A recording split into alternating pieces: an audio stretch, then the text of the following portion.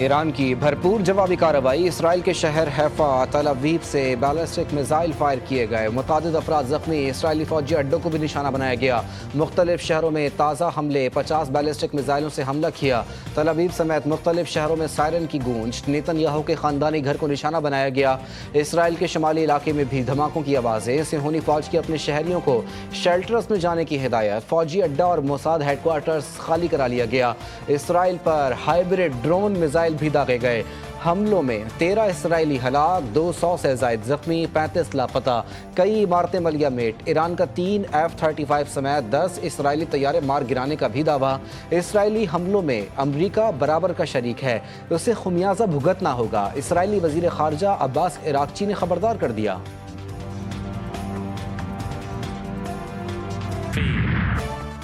اسرائیل کے پھر ایران پر حملے، دوسرے بڑے شہر مشہد کو نشانہ بنایا، 2300 کلومیٹر سے دور حملہ کیا گیا، مشہد ایئرپورٹ پر ایندھن بھرنے والے طیارے پر بمباری، مشہد ایئرپورٹ، رن وے اور امام رضا علیہ السلام کے روضے کو کوئی نقصان نہیں پہنچا، مشہد پر اسرائیلی حملوں کے بعد فضائی دفاعی نظام فعال، مختلف علاقوں میں اسرائیل نے کار بم دھماکے کرائے، تہران کے علاقے نجات الہی کے قریب وزارت تیل کی عمارت پر بمباری، اسرائیل کا تہران پولیس ہیڈ کوارٹرز پر حملہ،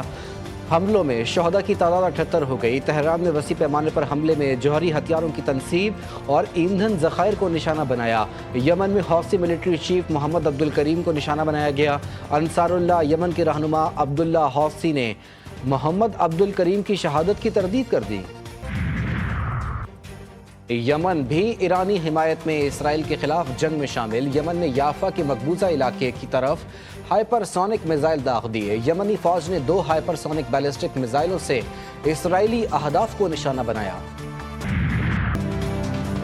ایرانی سپریم لیڈر آیت اللہ علی خامنائی کے قتل کا اسرائیلی منصوبہ، اسرائیلی وزیر اعظم کی منصوبے کو ٹرمپ کے ویٹو کرنے سے متعلق نیوز ایجنسی کی رپورٹ کی تردید، نیتن یاہو نے کہا بات چیت کی بہت سی خبریں جھوٹی ہیں، ہمیں وہ کرنا ہے جو ضروری ہے، جوہری مذاکرات ایران کی یورینیم افزودگی سے دستبرداری پر ہی کارآمد ہوں گے۔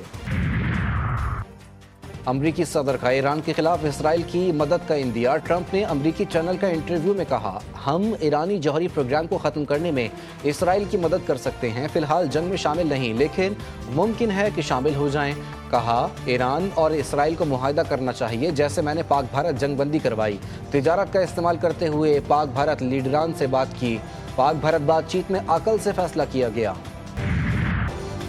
جنگ شروع نہیں کی، اسرائیلی حملوں کا فیصلہ کن جواب دیا، اسرائیلی جارحیت جاری رہی تو مزید سخت جواب دیا جائے گا، ایرانی صدر مسعود پزشکیان کا اسرائیل کو واضح پیغام، کہا عراق اپنی سرحدوں اور فضائی حدوں کی حفاظت مزید سخت کرے گا، عراقی فضائی حدود سے اسرائیلی جارحیت عالمی قوانین کی پامالی ہے، مسلم دنیا نے اسرائیل کو نہیں روکا تو دیگر ممالک بھی اس کا شکار ہوں گے، مسلم ممالک عالمی فورمز پر مضبوط اور فیصلہ کن انداز میں کھڑے ہوں۔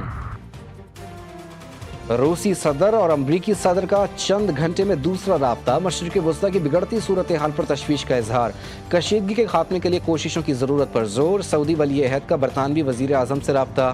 دونوں رہنماؤں نے مشرق وسطیٰ کی سنگین صورتحال پر تبادلہ خیال کیا، چین بھی ایران کے ساتھ، ایران پر اسرائیلی حملوں کی شدید مذمت، چینی وزیر خارجہ کا ایرانی ہم منصب سے رابطہ، ایرانی خود مختاری، سلامتی اور علاقائی سالمیت کی حمایت کا اعلان۔